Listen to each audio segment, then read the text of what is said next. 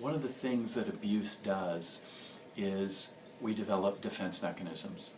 Now I want to just say that defense mechanisms are not good or bad, they just are. I see defense mechanisms kind of like a circuit breaker in a house. So it's kind of like if the circuit gets overloaded, it pops, it flips, it keeps the house from burning down. So in reality, defense mechanisms are wonderful things. They keep us alive. The problem is defense mechanisms can become also limitations. They can keep us from growing. Another way of describing them is there are ways that how we learn to relate to people. So if you've been abused, you've learned to relate to abusers. So you've learned to figure out what they want, give it to them, avoid conflicts, avoid their attention.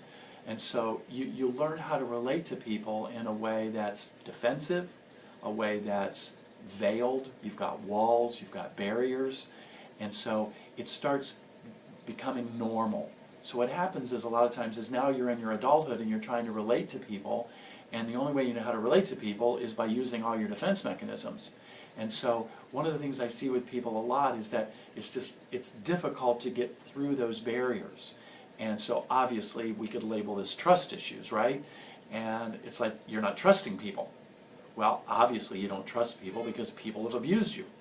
And so it's kind of a catch-22. You kind of get stuck. Nobody knows you, nobody understands you, because they're relating to your defense mechanisms. They actually never see you. All they see is the defense mechanisms. And so just this idea of letting somebody know you, finding places and ways and environments where you can just let people know you, drop the defense mechanisms.